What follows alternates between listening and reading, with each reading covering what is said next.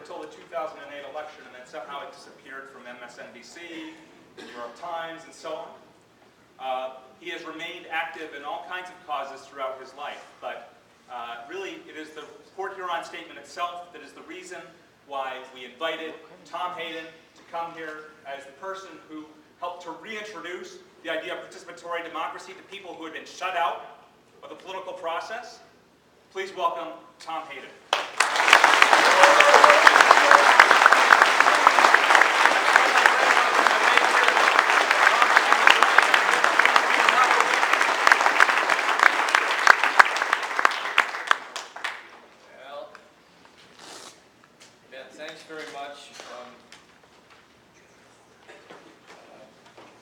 Sort of an outside listener more than an outside agitator, and very uncomfortable to arrive here from California, admiring all that you've done this year and over the years, but particularly this year, and not having a chance to hear your voices, your questions, your comments, your feedback, but just walking into a hotel room to speak. So forgive me if I just share some random responses to what I think might be some of your questions. There's a couple of workshops in the morning that will be more open forums and discussions, and I would love to see you there. One of my habits as an organizer is to try to build a list of email contacts in the cities I go to. Because I send out a bulletin called the Peace and Justice Bulletin. It's attempts to give original information on the wars in Afghanistan, Iraq, Libya, Somalia, Yemen, the war on gangs, the war on crime, the war on young people, the war on drugs. We've got a lot of wars going in this country that need monitoring and opposition. And people all around the country in 60 cities are on these lists. I won't give them to any other organizations or individuals. I won't send them to anybody, but you'd honor me if you would take this and circulate it, and whatever hand you use to write, be a little careful. It becomes difficult to read the handwriting when people go into their addresses. You notice that? It's just kind of a problem. Secondly, I just wanted to say that I try to leave behind books, really cheap books, at about 10 or 20% of the publisher's rate, and they're outside, and I'll be glad to try to come outside after this, and I hope that you'll buy the book so you can take home something in the way of further material to study. I wanted to also thank very much the Call for Peace Drum and Dance Company, wherever they are. Thank you again. It's of special interest to me, this subject. I'm married to a descendant of the Oglala people who were forced to migrate into Canada and become immersed in the First Nations. And I spent a lot of time on these issues. As a matter of fact, I've just finished a long research project that tries to show how the General Petraeus's Manual on Counterinsurgency goes back through a whole series of Army manuals on counterinsurgency that take you through the history of the wars of annihilation and counterinsurgency against people in this area, people in the plains, people in the Southwest. Counterinsurgency might end in Afghanistan some fine year, but it began in Native America. It began in this continent, and it is a military doctrine that should be repugnant to anybody that really knows our history and what its actual intentions are. I I approach the issue of democracy from that perspective that I think many of you share. On my family's other side, I'm an Irish American Catholic, and so we have a strong attachment to the political opportunities that were afforded us as immigrants, illegal, undocumented immigrants to this country back decades and centuries ago. On the other hand, I'm also painfully aware that the Irish Americans, like many other European descendants, got into a collision course with the native people and became Indian fighters in these areas. I come from Oconomowoc. And so democracy for me is a fragmented concept that requires some kind of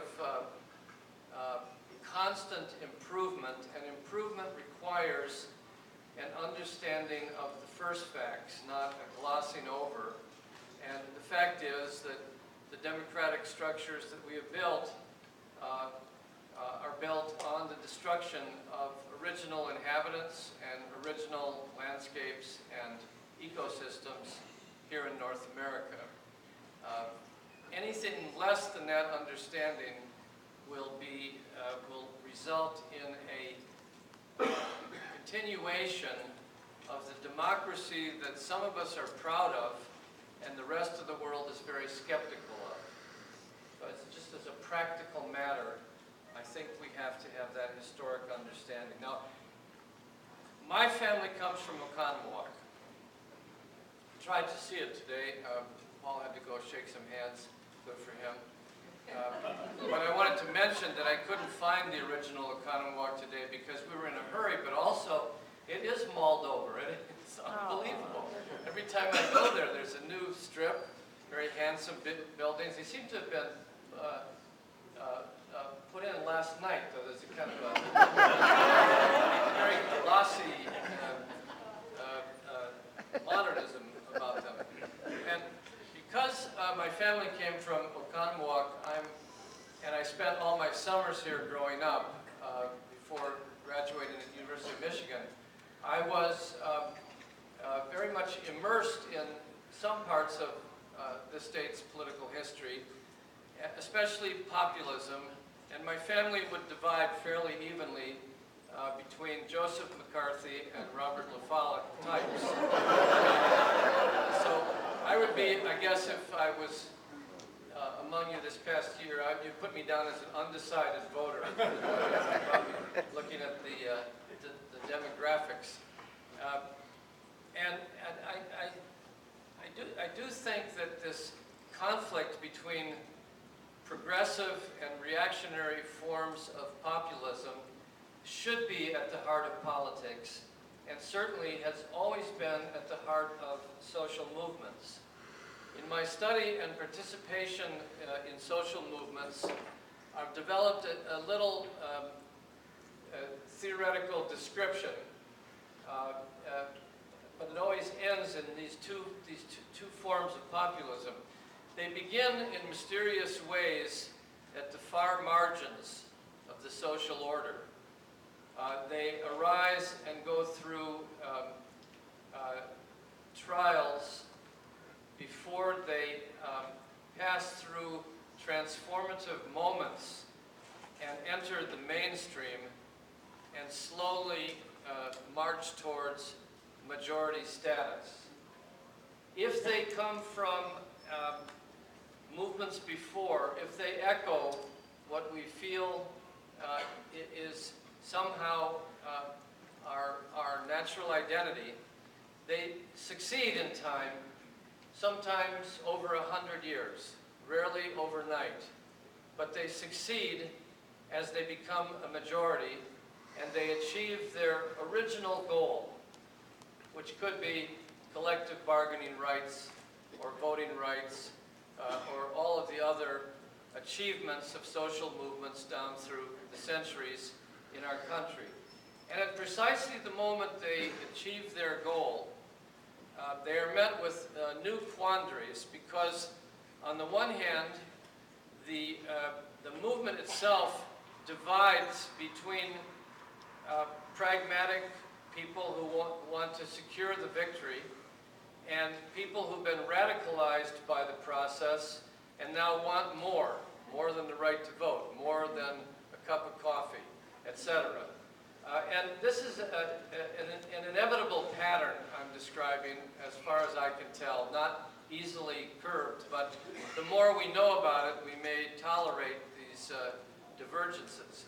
And within the establishment or the ruling class or the powers that be, whatever you want to call it, they too divide in the course of the struggle between more moderates who, in order to save the system, and because they've become sympathetic over time with some of the goals, they say, let's make the concession. Women want to vote? Fine, let them vote. Fine with me. Only taken 100 years, but I'm tired of being beaten up and seeing women being tortured in front of the White House, so they should have the right to vote. The other side of the divide in that Machiavellian ruling circle are the absolutists, the fundamentalists, who believe that every concession to the democratic social movement is a loss of their status, a loss of their power, a loss of their future, and therefore they fight even more intensely than they did before when they were certain of their comforts. They form a ferocious counter-movement that attempts to attack the achievement and to roll it back. And while that happens, the movement itself is subject to being fragmented by victory. And is this familiar to anybody in Wisconsin?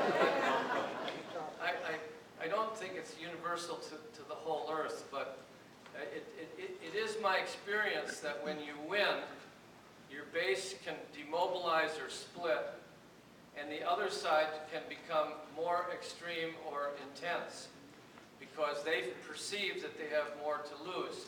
That's the story of the Tea Party's rise and its Confederates going back over time because they are obviously trying to roll back laws achieved long ago in Wisconsin, Ohio, Michigan, and elsewhere, but also laws achieved in the 1960s. In California, public employees were not recognized until the 1960s, but also laws that go back to the earlier 60s and back to the 30s and back to the populist movement, back to the days when labor was considered a conspiratorial and illegal form of association. So somehow the counter-movement has, in my experience, more intensity and more memory, perhaps because it has more institutional backing and more money than the social movement, which is apt to fragment. And so the struggle for memory as a precondition for a better future becomes more and more and more important to me. It's not a matter of my getting older and seeing 50 years behind me. It's more a matter of knowing that movements are built upon previous movements, and that there are some who want to eliminate that memory, so we have to start from scratch, as I pretty much did 50 years ago. There are others who want to glamorize it and make it a legacy that everybody bows to. There are others who I think of as the politicians of memory, who want to manipulate the achievement and name highways after it. If you know what I mean. I came here in 1961 to a student meeting, and I was transformed in the mystical way that I have mentioned to you by the encounter I had with African American students from the South who were looking for allies in the North. At the time I was a student editor at the University of Michigan and close to friends of a lifetime from the Daily Cardinal. And it was this encounter as a young man that I think made me the kind of radical thinker and activist, and above all, investigative reporter, I guess, that I still am today.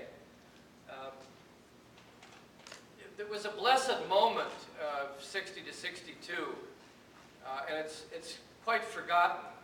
The Port Huron Statement, written in Port Huron, Michigan, was about participatory democracy. And even then, we made a distinction between participatory democracy and representative democracy. What was the relationship? On the one hand, as powerless students without the right to vote, democracy was just something out there. And as participants in the freedom rides and in the direct action, we came to understand that there was a participatory kind of democracy that could affect the institutions and change small things and large. The word came from John Dewey on down to Arnold Kaufman, who was a professor of mine at the University of Michigan, who said to we young radicals, there's a big difference between a democracy based on participation and one that is based on electing people. You'll find that out. Well, what we found out was it was very complex and not simplified, but in a word I would say that social change begins with democratic participation at the margins and grows, and is later absorbed, for better and for worse, by representative democracy. John Lewis and I, and maybe a handful of others, are the only people I know that went into electoral politics from jail. We decided we would get the jail out of the way before we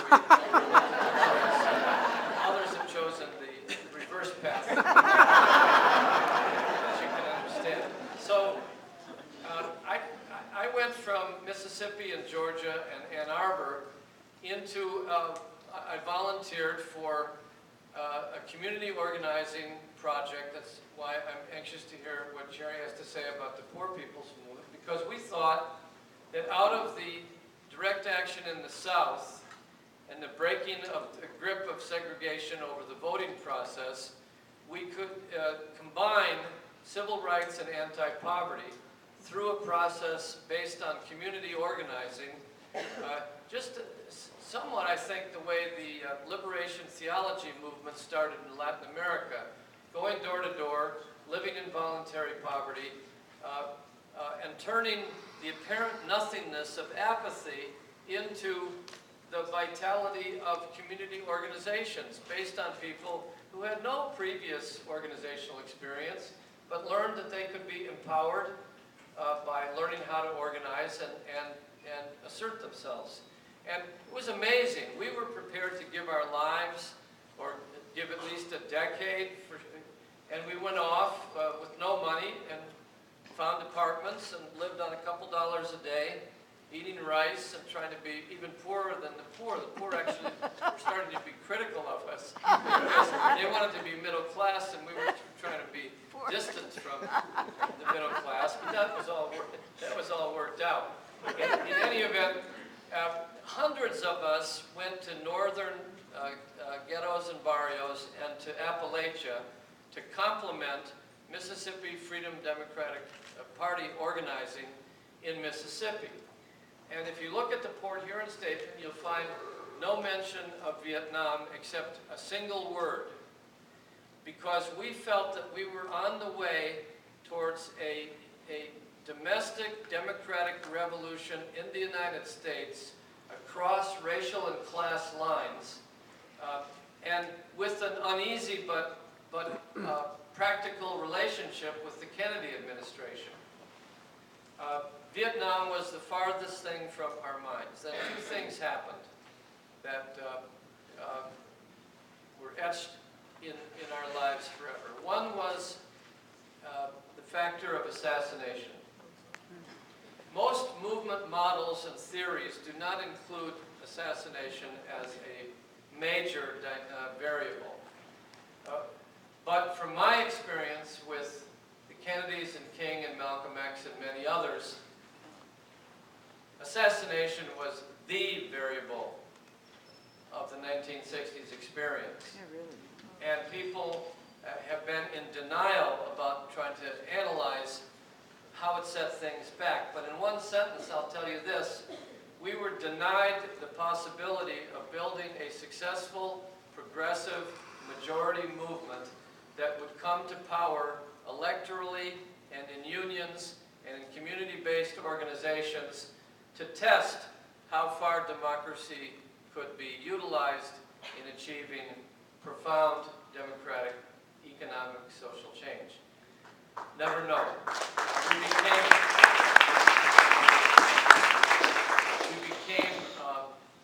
might-have-beens. The second thing that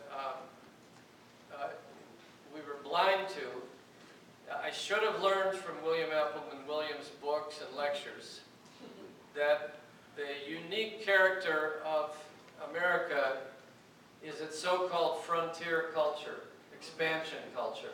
Those are fairly antiseptic words for killing and plunder and robbing and thieving, but you know what I mean.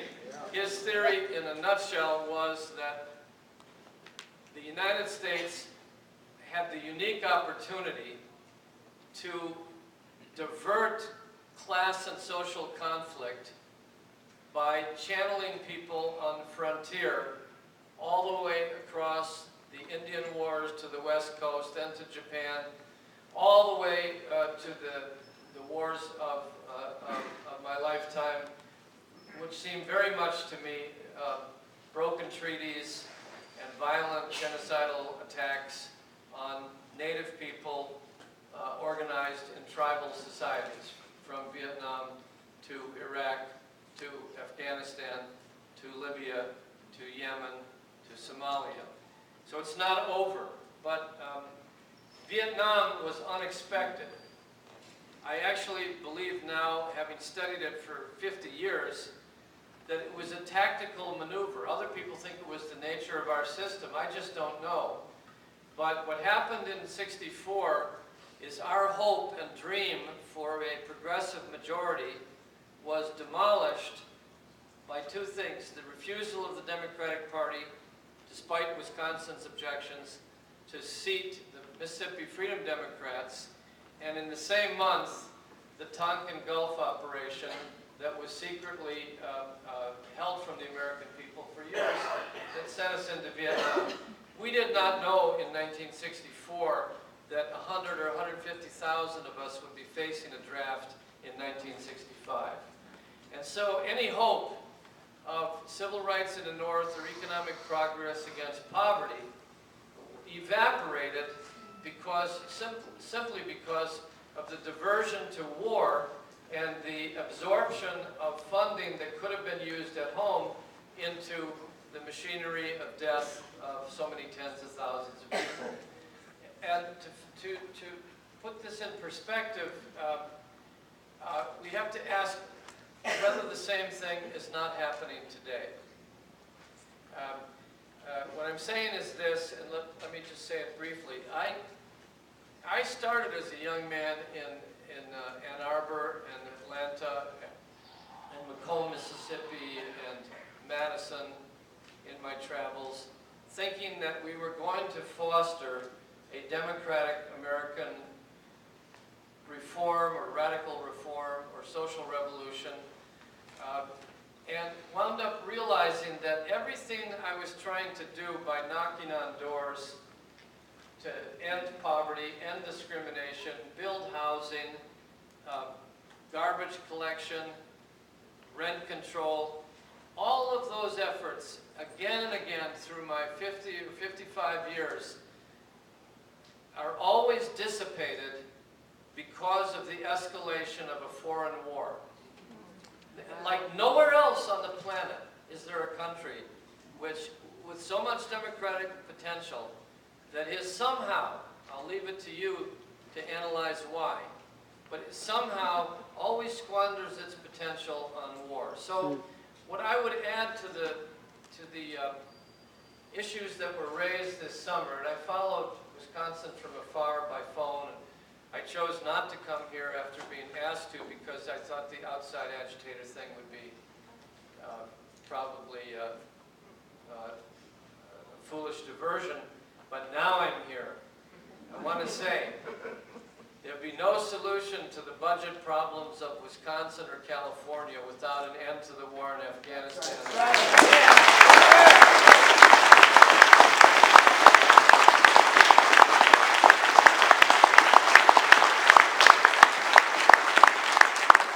It has taken a long time, but did you know that on August 3rd, the AFL-CIO came out against the war in Afghanistan? Wow. Now that, you can say, well, that's a little late. or you could say the glass is half full. I prefer the glass is half full because it means that organizations in the labor movement and its allies are free now to use resources, to use organizing resources to link the issues. These are trillion-dollar wars, and that money is not coming back. And you have to be a lunatic to be a war hawk and a deficit hawk. But that's what we're governed by. People who say, let's reduce the deficit by spending more money in foreign countries. You wonder what, we're beyond reason here, friends. Reason should be applied, but it's very important to reach the people in the middle and the people who are wondering where the money will come from, to say that the military budget, and particularly the long war, which is a Pentagon doctrine, by the way, calling for an 80-year war. We're only in the 10th year of it. It runs through Muslim countries where there might or might not be terrorists, where there happens to be a lot of oil as well. And it's modeled on the Cold War. It's an undeclared war, but it's an official doctrine. So the long war is the concept that should be opposed by every rational person worried about their standard of living, their foreclosure questions, the affordability of college for the students at the University of Wisconsin or California. And it's quite interesting to me that no one in American politics has the guts to either advocate the long war, which is an official Pentagon doctrine, or oppose it. So it's the elephant in the room, and I don't mean the Republican Party. God bless those of you who are Republicans. It's the elephant in the room. So that's what I am here to say, that the domestic effects of the long war are the closure of civil liberties and the reduction of discretionary funding for anything you want to build in Wisconsin. And to the question of whether if we cut back on Afghanistan, we'll be attacked by terrorists, I have to say, I don't know the answer to that question, but if that's the only question you have, the answer is maybe, maybe not, but I can guarantee you there's no way to coexistence with the Islamic world by bombing the hell out of their children and families and devastating their societies. If you want to provoke a terrorist attack, that's the way to do it.